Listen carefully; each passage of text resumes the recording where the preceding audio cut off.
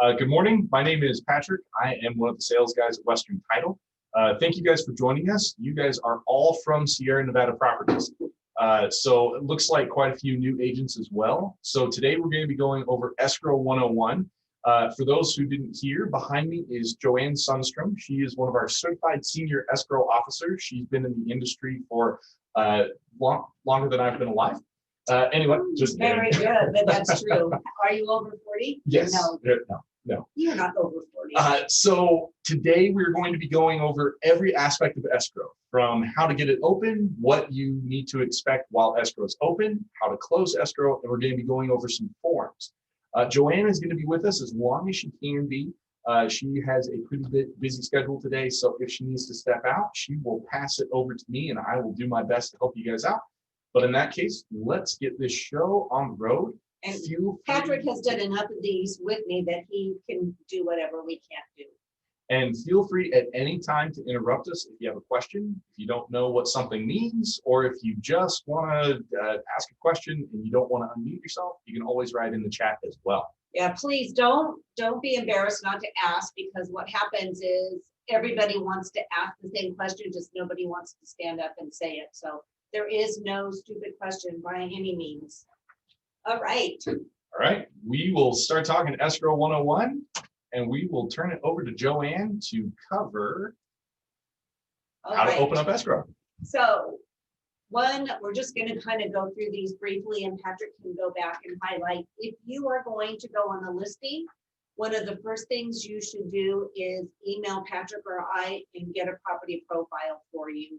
That tells you exactly what you're dealing with. So if the property profile shows 3 people in title and you're only meeting with one, that would be a clue that perhaps someone's deceased, divorced, all of the above. So kind of just gives you some information going in, and something so simple in this day and age makes them feel really important, like you know everything about them. Sometimes the agents want me to do a net sheet. They already have an idea what they're going to list it for, and I can do that for you, and so could Patrick. We have a website, which I understand is being revamped right now. Got fixed last night. Oh, so it should be working? Okay, good. It's funny because there's some agents that I've worked with for 30 years in your office, and they still don't have me do their net sheets. Let's just put it that way, which I love to do, no big deal. So once you go and meet with your sellers and they love you and they've listed it, then you come back and email Patrick or I, and we will get it open. What that does is the title commitment is what we refer to as our little Bible. That tells me everything I need to know about that property. Sometimes, perfect example, the reason I was a few minutes late is we're getting ready to close on a deal, and the seller had a second deed of trust that nobody knew about. It's an equity line deed of trust, so in their minds, they owe 0 on it, so they didn't even realize they still had it. Had my agent done a property profile and opened it up when they got the listing, it would have been resolved long before now. So I like to be proactive, not reactive, especially in this day and age when everything's so competitive. So the more I can do to make you look good, the better off we both are. You guys have any questions regarding that? Everybody must be eating their lunch, hopefully. Well, I have a question about what's on the net sheet. So the net sheet, let's just say, you know, when you've gone out there that they tell you that they want to list it for 500,000, that allows me to tell them what their net proceeds are roughly. So you look really prepared. It'll, so long as you know what their outstanding mortgage is and what they're want to offer to get the house sold, it auto calculates all of our fees for title and escrow, and it kicks out a number at the end so that you're able to walk in during the presentation and say, I'm going to sell your house for this much.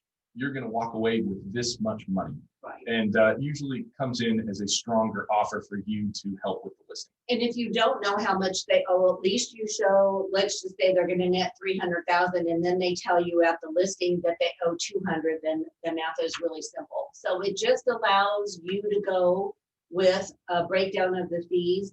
The other thing too, I mean, if you're confident, and I have never gone out with an agent on a listing, and that's been one of my goals probably for 40 years to do that. So One day I'm gonna do that.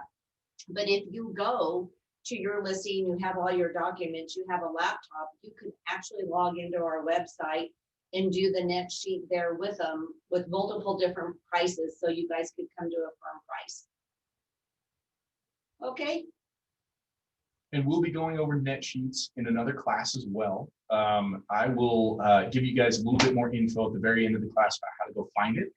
And of course, if you have any questions in the meantime, our contact info is at the end of this presentation, and you can always give us a call or shoot us an email, and we're happy to help you on a one-on-one basis as well. okay, so now let's say, go ahead, I'm sorry. Oh, that's okay. Do we need to give you anything like permission from the client to access that information? All of the information from a property profile and for a net sheet is technically public record. It's something that anybody legally could find. We just put it into a format. When it comes to the net sheet, really the only thing that you're asking them for is how much they want to sell their house and to ballpark how much their mortgage is. If they're not comfortable giving that information, then you run the net sheet without their mortgage and you let them do the math on their own. And then I'll take it from there.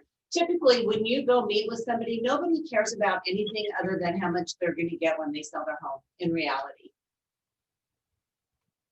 Okay. Yeah, makes sense. Yep, thank you. Yeah, I know. Somebody has birds in the background. That's very calming. Oh, that's me, Jamie. Oh, what kind of bird? I think it might be a minor bird or something. I don't know. Is it I'm in outside Hawaii your right window now. or a pet? Is it what? Is it a pet or outside your window at home? Oh, it's outside my window. Oh my goodness, it's so loud, just I'm in- if it was in your house. Wow, anyway, very soothing. Okay. Let's just say now you have a buyer, you've already written an offer and it was accepted. Then what you do is you email the contract to us and you drop off the earnest money or your client drops it off and we open escrow. One thing I want to reiterate, and this happens every single day, when you generate a contract, it auto-populates the broker's phone number. Some of the times I never know how to reach the agent. It's incredible. So make sure your information, your email and your phone number is on there. You want to make sure that you and I have good communication through the transaction. Okay. Earnest money can be a personal check, a money order, anything other than cash. We do not accept cash. Are we good? A note too on the earnest money deposit. In today's day and age of COVID, sometimes people don't like to meet each other. That's right. We do have a mobile deposit. It's completely secure. It's just like your banking app where you're taking a picture of the front of the check and then the back and sending it over. There's just a couple extra steps. There's a certain app that we can have you guys download. You guys can do it for your client or your client can do it and they send it straight to Western Title and it gets hooked up to their account. So that's kind of a nice thing too. But if you guys have a hard copy check that you need to be picked up, you can always give me a call. And that's one of the hats that I wear in my job is I get to go pick up earnest money checks and drop them off at Western Title. So The app is really convenient. And a lot of people like to do that. So, or they like to wire, but wire's another whole story. We'll cover that at a later class. Okay. any other? So I have a question, Oh, go ahead. and I might be jumping around, so if you're gonna get to this, but is it typically the listing agent who decides what title company they're gonna go with? Well, it all depends. So I have a lot of listing agents that will not go anywhere other than to me, which I'm very grateful for. However, they're not going to lose the deal if the buyer absolutely cannot come here. It all depends. I have a ton of agents in your office that represent buyers. And I mean, one of them just opened a $2 million deal. So it just depends on the negotiation. The hard part for you guys as new agents, they're gonna know you're new, so they're gonna try to bully you. Just stand your ground. Western Title is your company. So if you say I list a house and I reach out to you and I get a net sheet and you guys are working with me, and then I find a buyer and the buyer's persistent, they want to work with another title company and we end up using a different title company, you've kind of lost out on that Yeah, that's work, and okay. that just as part happens. Yeah. You just Okay. let me know that you weren't able to get it, but most of the time, if you tell them it's already been opened and I'm working on it, they're cool. Very few Okay. times is it an issue, and quite honestly, the negotiation shouldn't be about the title company. It's for the buyer and the seller's benefit, so it all depends on their comfort zone as well. Most buyers and sellers don't really have a choice. It's usually between the agents. If Right. you have a strong-headed listing agent that only uses XYZ, then you're probably not going to win. But we do appreciate you negotiating and trying. Yeah, we're here to help you guys out, make you guys look good. We are the linemen, you guys are the quarterback, if anybody's a sports fan. And you know what, at the end of the day, we hope you guys like us and want to write us in. But if you end up working with a different title company, at least we got you up to that finish line so that you can close escrow. Right, That's, and truly, that's our that's ultimate goal. all that matters. The bottom line is the clients win and you win. Exactly. Any other questions about opening an escrow before we move on? Okie dokie. All right. I know all of this sounds a little overwhelming, but once you've gone through the process, it will all click. And every deal, you're going to learn something new. Okay, so one of the things I need is when you write an offer or when you're listing it, make sure you have the correct names. There's been a ton of, for instance, his legal name is Robert. That's how the lender's going to do his loan docs, but you've done Bob. Everything on your contract is what we put into our system, and all the documents are generated based on that. Make sure you have their correct information. If you have a buyer that's out of state and I'm going to have to do a mobile notary, please make sure I know that. Please do not tell me the day of closing. By the way, my buyer doesn't live here. It causes a lot of undue stress for everybody. And like I said, I like to be proactive. Marital status and your name and contact information we've talked about previously. Details about your client's marital status. Sometimes they're really weird on telling you. So I had one with two names. The last names were the same, so I presumed it was husband and wife. Yeah, it was mother, daughter, or daughter, father. So it just is awkward for me when I don't know. So any details you can pass on, please make sure you do. There's so many different ways for your clients to hold title, and we can help them with that. But we do need to know if they're single, married, gonna get married through the course of the transaction, which thank goodness, well, not thank goodness, but COVID has delayed a lot of that. So I haven't had a lot of clients getting married through the course of the transaction, which has made it a little easier. But we just need to make sure that we have all the correct information. If you are the listing agent and the house has a homeowners association, I need for your clients their email. And the reason why is once the escrow is open, my team sends an HOA link for the sellers to pay to get the docs. Those are all time sensitive documents and they need to get to the buyer within the 10-day period. So we try to do that right away. All right, does that make sense to everybody? Yeah? No news is good news? Yeah. So the reason why we like to, Go ahead. I'm sorry, go ahead. That's okay. I think there's a little bit of a delay. I had a quick question back on the first thing with the client name. Yeah. So if, let's say they're holding it under the name of a trust, and sometimes trusts, how they're named, are really unique. So I think in my real estate class, they were saying we should call or go to the property tax records or something. Is that what you would recommend? Well, it depends. If you're writing an offer for a buyer and they want to hold title in the trust, you have to make sure you write the buyer's name in the trust on the contract. And the reason that's important is that contract goes to the lender. And when you get a loan, when you are holding title in a trust, the lender needs a lot more documentation and it takes a little longer. If you're already through the process and the buyer says, by the way, I wanted it in my trust, it never ends up good. They're mad. So make sure, because a lot of people now have trust. If they're the seller, don't worry about it. I'll take care of it on my end. Just put their names as trustees. But you can get it from the website, from the tax roll. Does that work for you? Does that make sense? Yeah. Okay. Yeah, thank you. You're welcome. So one of the reasons we like to list this for you guys is the more information, the general rule of thumb, the more information that you guys give us on your contracts or your listings, the better. Don't feel bad. There's always details that get missed, and they always end up being a fun story later. So for example, Joann was working with some folks, and the realtor reported to her that the son was no longer on the title because, according to the mother, the son was dead.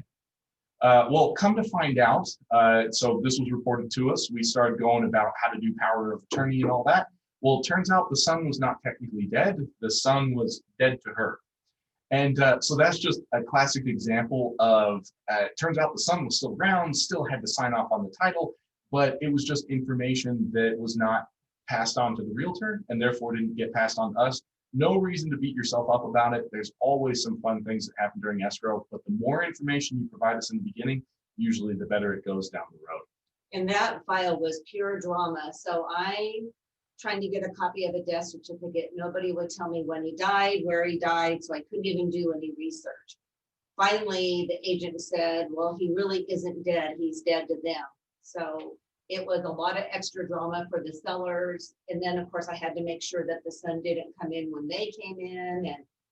And but the agent knew this all along and was embarrassed to share it with me. So anyway, don't ever be embarrassed. You and I can talk outside of the scope of the escrow, confidential things that stay just with me that will make things easier. One example is these sellers that are coming in today. I had no idea they were going through divorce. We have restraining orders, every legal matter you could think of. Nobody said a word to me. So I scheduled them for the same time. Well, that isn't going to work. So I reached out to the listing agent and they're like, oh my God, I'm so sorry. I thought I told you. I said, no, you didn't. And I have them both scheduled for the same time. And the agent's like, that isn't going to work. And the reason that's an issue is because of COVID right now, all of our signings are done in our office, but with our signers. So it's really difficult to change signing times.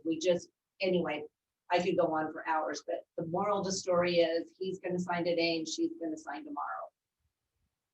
Okay. All right, any other questions about the details to provide an open of escrow before we move on to what happens during escrow? Okie dokie. All right. Did you say, I'm sorry, did you say the best way to, do we just email you with all that information or is there a Or call me. Doesn't Okay. matter. Email is nice because I deal with, 30 or 40 escrows. I can't remember every detail all the time. So if I have an email, then it's fresh in my mind. Okay. So, this part, what happened in escrow? I really should make an animated movie because it sounds so boring, but it truly never is. So once we're in escrow, then I order my title commitment. I explained earlier that document's extremely important to the escrow officer. It tells me everything about everything. Perfect example. I have so many of these, I could go on for hours. I have one right now where I did not know the mom is deceased. She died from COVID a few months ago. And her husband shortly thereafterwards took his own life. Now, I didn't know any of this. I've been dealing with the daughter. Had I known all this, that's pretty traumatic information. Not that I was insensitive, but I would have approached the daughter like, I'm sorry, I don't know why you're signing. And then she starts crying. So anyway, that would have been nice to know. So, and to make matters worse, when this escrow opened, she did a reverse mortgage, not once, but 3 times. So the title commitment is a pure nightmare. So I have 6 deeds of trust on this property, and really she only has 1 reverse mortgage. So now I have to play detective, and it's supposed to close the first week of February. And the dad's death is so recent, we don't even have a death certificate, which I need in order to close so I can prove he is deceased. And COVID, I know everybody's sick of hearing it, but it really has delayed the process down for everything. You name it, it's all COVID related. And even if it isn't, everybody blames it on COVID. So that's why it's important to get these escrows open as soon as you get the listing. But that's what the title commitment has. Once we get that, then we send out the escrow opening package. We try to send as many things as we can via DocuSign to your clients. Some of them love it. ironically, it's the older people that love it, which amazes me. They're just so tech savvy nowadays. We try to do as much of that as possible, so that limits everyone's exposure as far as them signing in here in our office until we're through this COVID thing. One of the things, and I'm going to say the lender's name because I don't think it matters. Quicken, if you do loans with Quicken, they will not prepare the closing disclosure for the buyer to review unless we have every single inspection sent to them and on the CD. The CD is important if you're a buyer's agent or a seller's agent. The closing disclosure gets issued by the lender to the buyer, and it has to be delivered 3 days prior to recording. So if we're supposed to close today and the CD hasn't gone out, it's not going to close today. And I bring it up because I have a transaction with Quicken, and my agent is in Mexico and never sent me any inspections. I reached out to the buyer. The buyer said they did them all, but they don't remember if they were paid and they can't find them. So needless to say, this agent's going to come back from Mexico expecting a commission check, and we're not going to be able to close. You guys, that makes sense? So anytime an inspection is done, whether you're the buyer or the seller, if you get it, please make sure you forward it to me. Even if I get it twice, I don't care. It's sometimes very difficult for me to track you guys down as agents. You don't sit at a desk all day like I do. So for me, emailing and calling you, sometimes it's hard if you're out showing property, writing offers, you're busy. Just send the inspections and make it easy. Once all of the lender has everything, then they order the appraisals, which truly has nothing to do with me, but it's part of the process. Anything, does that all make sense about the escrow DocuSign and the inspections?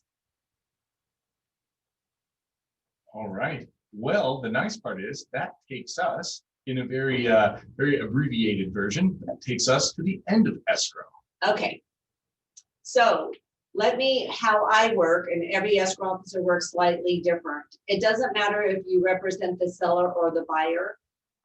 As soon as I get all the figures together, typically the day before signing, I send you my settlement statement, and that's for you to go over the sales price, the repairs, the inspections, anything that may be different. I need you to review it so that when it goes to your client, if they have questions, you've already reviewed it ahead of them. I like to send it to you so that you're a step ahead of them and you look awesome and you can answer any questions. And then back before COVID, I would reach out to you to say what time and date works for signing so you could be here. It's a little different now. We will let the agents attend the signing. We prefer not to. Everybody's trying to keep the exposure down until we get this COVID under control. But if for whatever reason, it's your first time home buyer and they're nervous and you want to be here, then you just let me know and we'll make it work. And then ta-da, we go on record. Your closing package gets emailed to SMP. Patrick delivers your check, and then there we are. Makes it sound so easy. It makes me wonder what I do all day.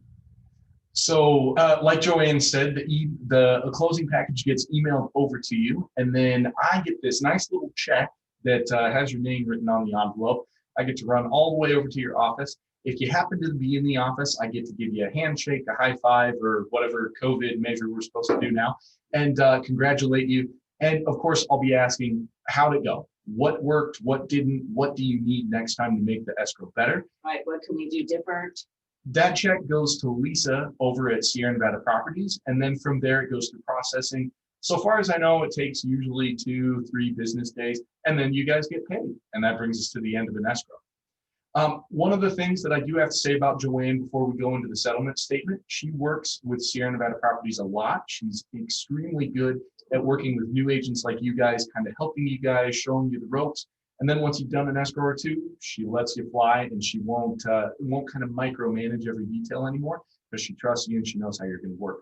Wow, that was nice. So, thank you. oh yeah, of course. It is really funny when I look back, because this is my 30-year anniversary of being at Western Title, and I've worked with most of the agents, including Daryl, for that time. And I look back now thinking to how far things have evolved and how automated things are. But some of the older, experienced agents still have me do net sheets. It just makes me laugh. I think it's cute. Anyway, Patrick and I are here to help you guys with anything you need. There's no stupid question. I mean, we all had to start somewhere and work through this crazy business. So I do have a question. Can I view all of them? Oh, yeah. Go. I'd like to put everybody on the spot because they're all sitting there at home, just relaxing. So with a show of hands, do you all have licenses?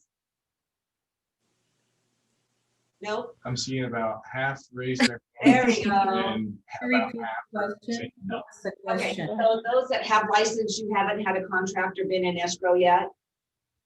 Oh boy, how exciting. No. How exciting. So in a nutshell, tell me what you're gonna do to get business.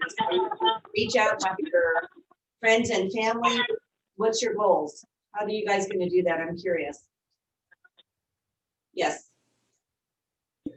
Joanne, I'm curious about getting the farming done as Yeah. soon as possible. So I'll call you, or do I call If me or Patrick? Patrick email us. So that's a great idea to farm your neighborhood. Uh-huh. That's a Yes. great idea. So for those who are unfamiliar with the kind of the jargon that we've thrown out there, to get a farm doesn't mean you get to go plow the dirt and see if the house pops up. I guess you could. but- Yeah, it's we're actually talking about address lists. So depending on your neighborhood, or if maybe there is a part of town that you would like to be prevalent in, we get you a whole entire Excel list, and it shows every person's name, their mailing address versus their site address, so you can see if they live there or not. And then it gives you details about their house. You can use this to send postcards. You can use this to go knock on doors and introduce yourself. You can also use this to go hang door hangers. One of the most successful campaigns that I have seen is somebody got door hangers, customized every single one, had a picture of that person's house that they pulled from public record and said, "Hi, my name is so-and-so, a realtor. I can't wait to see the inside of your house and see if you're willing." And she didn't even knock. All she did was just hang them on every single door, and they were customized from that address list that we gave her. I've seen that too. It's ironic because right now that's what everybody's doing. So I probably get 3 or 4 a week sent to my house, and some of them are very creative and some are like, wow, I really you spent money on this because it was really boring. But that's a great way to get your name out there. One of seasoned agents told me that he wears his name tag wherever he goes. And I'll tell you a funny story. One of my clients was at Chick-fil-A, which honestly, I've never been there. I know that's taboo. I've not been there. But he was at Chick-fil-A, this was prior to COVID, and he was inside ordering. And the guy behind him was from out of state and saw his name tag and said that, "Hey, I'm here looking to buy a house. Could you help me?" I mean, how bizarre is that? He ended up getting an escrow from it. It closed, and he got 2 more referrals from his retired firefighter friends that wanted to move here. And ironically, the agent was a retired firefighter. So, I mean, Chick-fil-A of all places. I know it's happened at Target, even Walmart. So I never wear my name tag personally, but I should. And Mike, to answer your question, the Oh. farm lists that we do have, they do not come with email addresses or telephone numbers. I have heard in the years that I've been doing this, I have heard that there are lists out there. There are databases that you can buy that give you guys a little bit more information, and pulls from they take out everybody from the do not call list and they leave those phone numbers that are still available. Unfortunately, I don't know the name. You might have to ask around a little bit. But as for our address lists, they don't come with email or telephone number. I didn't realize that. I don't know. For me, I think it's hard. I get cold calls all the time. Like, we have somebody interested in buying your home. One of these days I'm gonna say yes. All right, any other questions about farms or about escrow or the end of escrow? The next section we're going to be going on to is looking at that settlement statement. And we're going to point out just a couple of numbers that you guys should be watching out for. But before we get there, before we start going into the weeds, any other questions? Well, did everybody get their lunch? Nobody's eating. Yeah, did everybody get their food? Bonnie's shaking her head. Nobody's gotten their lunch. Thank you. Looks like Lindsay did. Lindsay, you did? Carmen did. Okay. You might be the only lucky one. Wouldn't that be nice if that was the winning lottery, huh? I do live way up. Oh, boy. All I hear about is the pandemic over the lottery. I'm like, oh, boy. So Bonnie, I got an email that it looks like yours has been delayed until 12:30, 12:45. So Wow. any minute now, you should be getting your food. What about everybody else? Ah, Frankie, did you get yours? I did an order. Oh, you Thank did you it? though for the offer. No, Wow. Are you trying to eat healthy? no, I was supposed to have family here today and I wanted to have lunch with them, but then they all ditched me. I'm here by myself. So Wait, they left you high and dry again? yeah, that's good. It's nice and quiet though. Yeah. Did you get your lunch? all right. Well, while I investigate the missing I'm in lunches, Hawaii, so Who's in Hawaii? that would have been a really long range delivery. Jamie, you're in Hawaii? Yeah. Oh my, so that makes sense why your backdrop is so beautiful. Wow, that's not very nice of you to share that with us. Are you there on vacation? Well, I'm here probably until March with some family, helping some family out over here. Look at you, so dedicated. I appreciate you joining us. How nice. I wish we were all there with you. It looks like it's beautiful. Well, you probably get lunch because it's really early in the morning there. All right. Well, I hate to run. I have one of my divorce clients going to be here any minute. Get ready. So Patrick is going to take it from here. He's like, oh, great. oh boy. Oh, boy. You guys have to report back and tell me how it does. Thank you. Thank you. I can't wait to meet you. Thanks, all. Someday we're all going to be back to normal. All right. Good luck to all of you. Again, if you have any questions, Patrick, you're here.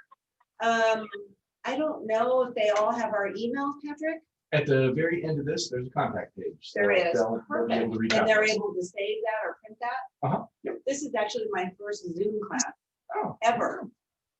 I know. All right. All You right. guys have a wonderful day. Happy Thursday. All right. Thank you. Okay, bye. Bye. Thanks, Bye, Joann. Patrick. I appreciate it. Sure. Let me know if you have any questions.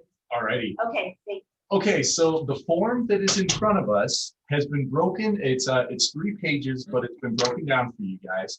I'm going to be emailing this over to you guys at the end of this. So everybody will be able to look at it and actually have it in front of them, see what we're talking about.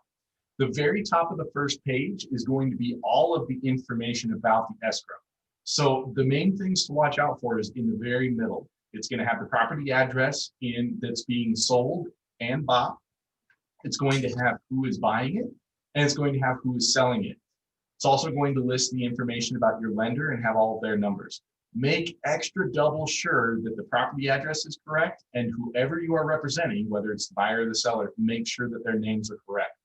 At the end of this, their names are going to be going on a bunch of legal documents that are filed with the government. So if their name is Patrick, like me, but on their paperwork it says Patricia, it's going to be really awkward a year down the road when they have to sell their house and they're not the right name. So always double check, make sure that information is correct. Also at the top, you're going to see some extra information about the settlement location, which of course is Western Title, and the escrow number, which you guys will have gotten at the very beginning of the escrow. All right, let's move on to page number 2. This is actually the bottom of the first page. Now, as you can see on the right-hand side, everything is broken down by debit and credit.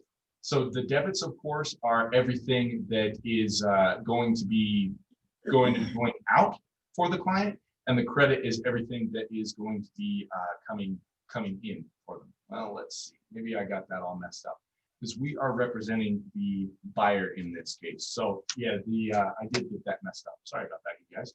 So debit is everything they will be getting. Credit is everything that is going out. So breaking this down, first thing you're going to see is your sales price. So this house is going for $370,000, and they're taking a loan amount for $220,000. So you are going to be seeing somewhere down here later, you're going to be seeing how much money they're going to be bringing in to make that down payment that looks like it's about 150,000 down, and there's going to be some extra fees involved. The very first ones that you'll see are going to be the taxes, the HOA dues, and the sewer use fee. So on this left-hand side, they write it all down.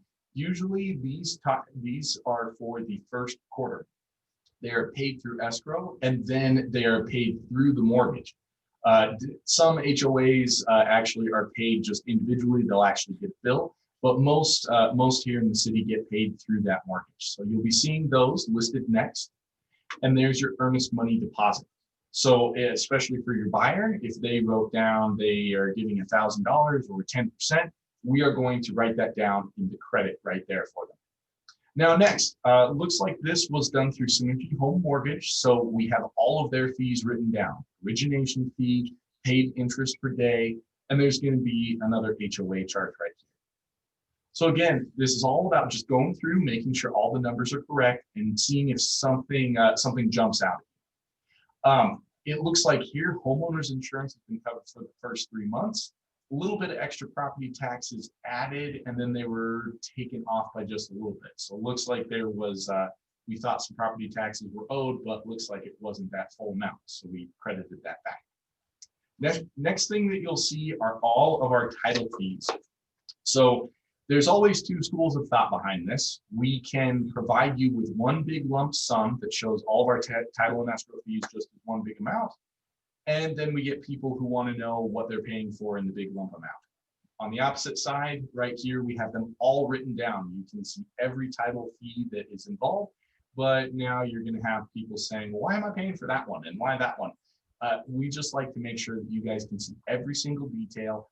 Unfortunately, it's non-negotiable. Everything that's on here is not something that we select, but it's actually set by the government, and it's set by our recorder's office. So every single price is set down by the underwriter and the government. So unfortunately, if people come in, the only way we can offer discounts is if they are first responders, teachers, doctors, and lawyers. So those are still, not lawyers, any type of civil servant. And then also for senior citizens, first-time home buyers. In that case, there would be a discount applied on here, and it would be right at the very bottom. However, this one doesn't look like there was any discount on there. So you're going to see a bunch of closing fees through our underwriter. You'll be seeing the e-recording, which means we are sending it over to the recording office, and they charge $25 for that, as well as through ETROC. So there's another recording fee. And then we also have our escrow fees that we are collecting for doing all of the paperwork and managing all that, loan processing fee, all those good stuff. One that I would like to point out to you guys is the wire fee. At the very end of escrow, if your clients are getting any money whatsoever, whether the buyer is sending money to us or we are sending money to the seller, if we do that digitally, there is a $25 fee. It's just what the banks impose. And that is the cost of sending the money electronically. Now, it's not necessary. If your clients don't want to lose $25, they can have the money put, they can either bring us money, either by a cashier's check or a cashier's check from a local bank, or they can actually, if they're the seller, they can have the money given in a check to them, and then that $25 does not go out. In this case, it looks like the client decided to do a wire fee for the $25. All right, so that brings us through all of the title and escrow fees. Now we're going to see some of your guys' fees. We do have some real estate commission fees that are being pulled out of the seller's side. So you don't see that on the buyer's side over here. Looks like it is a little bit of a split. So instead of getting an equal 3%, looks like one seller took just a little bit less. The buyer may have taken just a little bit more. You're going to see some transfer tax information over here, and then also some final recording fees for the mortgage and the deed. There's going to be a note on the lender payoff for the seller, and then you're going to see some of the seller information that they paid. So they paid their final sewer fees, and they also, if they had paid for any final water or final trash, it would have been listed here. It was probably already taken care of. All right, last but not least, we are on page 3. This is where you're going to see some of, not necessarily weird, but you're going to see some of the ones that you really want to watch out for.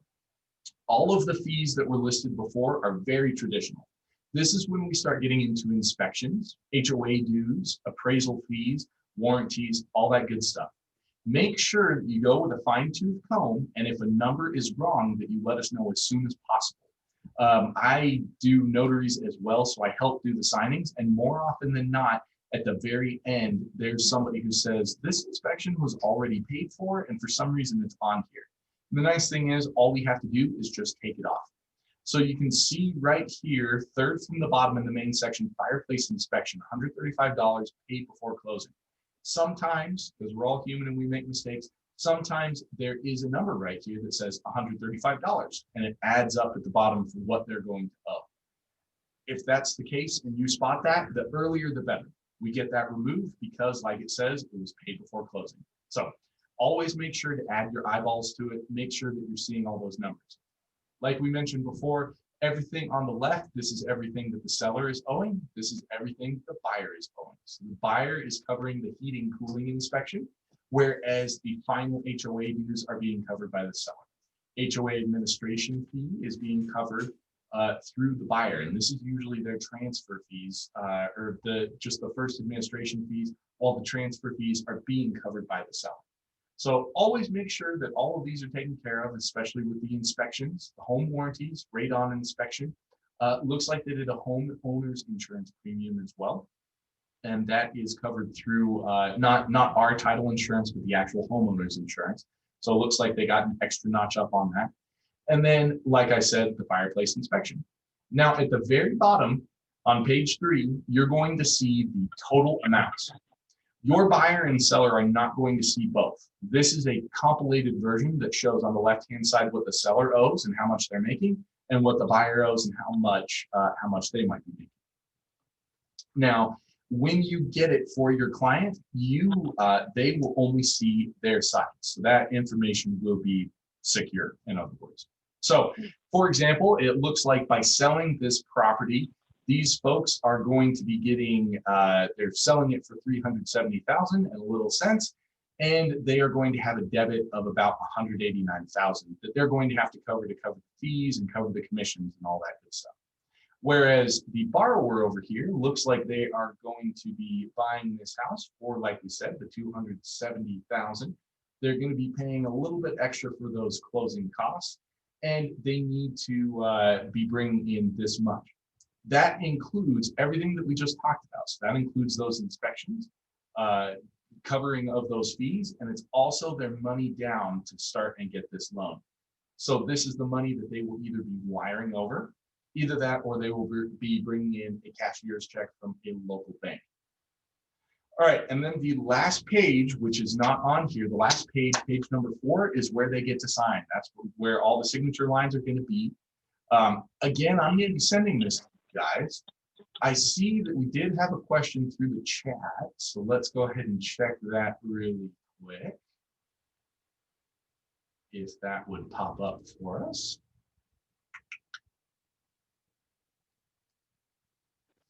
I have another question too on the 3rd page. Of course, I do not know. Really quick, I'm going to try and get that. Here we go. Inspection costs can be rolled into the loan. Is that normal? Tarina, so that question, I think I'm going to have to defer to Joann. Usually the inspection costs are covered through the money that they bring to the closing table. They are usually not rolled into the loan. So when we're seeing those numbers right here on the top of page 3, these ones right here are not being included in the loan. These are actually numbers that they are going to be paying at the close of escrow. So when they bring when they bring the cashier's check or send the wire, they're not only bringing the money for the down payment, they're also covering these final costs right here. Traditionally, they're not rolled into the loan. If they are, that's something that I would have to defer to Joann to talk a little bit more about. Let's see, Tarina, hopefully that answered your question. If it didn't, feel free to let me know. And it sounded like somebody else had a question as well. I did, Jamie. Go ahead, Jamie. So, can you hear me okay? Yeah, Okay. I can hear you. So the 153,000 is above and beyond the first deed of trust loan, right? That is true, yes. Or mortgage? Okay. And then, so, and then up, and I think you kind of partially answered this already probably, but where it's the property taxes, and it's not showing like the dates that it's covering, is that, did it already, because it already showed it up above? I mean, like down on page 3. Oh, So gotcha. that's, So yes, we can see here that the buyers are going to be covering the property taxes from this date moving forward, so from 1/26. However, on page 3, let me see one more, where it shows the property taxes, this is, let me see. So that is, it's interesting. It seems to be in 3 places. So I wonder if that's just being listed again. No, it looks like it is independent. So it is county property taxes, and then there's some additional property taxes being paid. So that's something that we would have to actually ask the escrow officer about. So good eye. That one is one we would have to check on, because it looks like property taxes are being paid twice, and they should only be paid one time. So there we go. Good example of fine tooth comb looking through all the numbers. And I will have to defer to Joann and have her give me an easier sample settlement statement. yeah, really. All right. Any other questions for you I guys? don't imagine. I don't imagine there's any very simple ones that. No, there's not. There's always something special on a settlement statement that kind of makes you go, wait a second. So I'll have to find out more about that. And when I email this over to you guys, I will have an answer in that email from Joann as to why there are 2 property taxes, and if it was indeed an error, or if it's not, why it is that way. All right. Any other questions about the fees? I know it's a lot of numbers. Okay. All right. Well, I know that sometimes it takes a little bit to kind of digest everything that we put in front of you. If you have any questions, here's Joann's contact info. You guys already should have mine from the emails that I sent to you about today's class. I'll also be sending you a copy of these slides, the recording, as well as the settlement statement, so you can see it yourself. If you have any questions, you can always feel free to reach out by phone or by email. Joann, I would suggest reaching out by email. She is usually pretty busy and on the phone 90% of the time. So if you want an immediate response, email is usually best. I'm available by phone. You can shoot me by text, email, phone call, whatever works best. I'm the sales guy, so I like to make sure I am available to help you guys. We'll be going over, like we mentioned, those net sheets, property profiles. We'll be going over those again soon. Our next class, if you guys want to mark your calendars, it is a new agent training. So it's not a lunch and learn. This is actually, if you guys are taking Daryl's clinic, this is going to be part of his clinic. So instead of meeting with him, you'll be meeting with me. And that is going to be February 11th. It's a Thursday, and it's from 1:30 until 4:30. So we will be going over everything title and escrow related. So we'll be touching more on escrow. We'll also be going over title, and we'll be going over net sheets and those property profiles. So bring your questions in regards to those. Again, that is going to be 1:30 on February 11th. That's a Thursday. And I'll be sending out an invite, so you'll be able to join on the Zoom and all that good stuff. Thank you guys again, too, for joining us today. I know it's a lot of information. Any questions before we go our separate ways today? Sorry, this is Jamie. I just had one more quick question. So when you were talking about delivering checks and such at closing, so that's never done electronically, typically? In some cases they are. Given that you're in a completely different state, there are special cases such as that. Sierra Nevada Properties, typically we go ahead and bring that check over, and then they will take care of the money from there to get it to you guys. All of the checks that we have are made out directly to Sierra Nevada Properties, and then we put deal with, insert your name. So that check gets dropped off at the main office, and then from there, Sierra Nevada Properties will make sure that you are paid accordingly, whether it's by check or whether it's by wire, anything like that. So I would probably defer to Lisa and to Daryl on that. When you guys are getting paid for your first deal, find out how you guys are going to get paid. We'll leave that to them.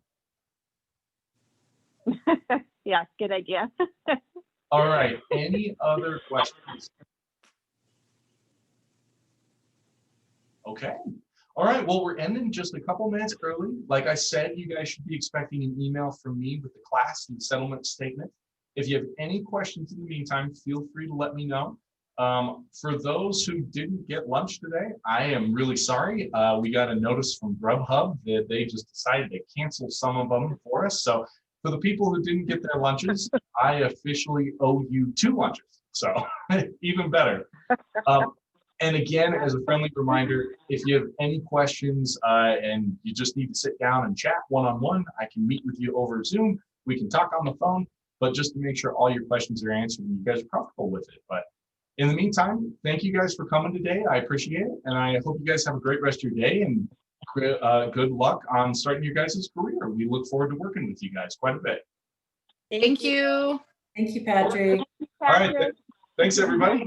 Have a great rest of your day. We'll talk to you guys soon. Uh-huh. Bye. Bye. Bye.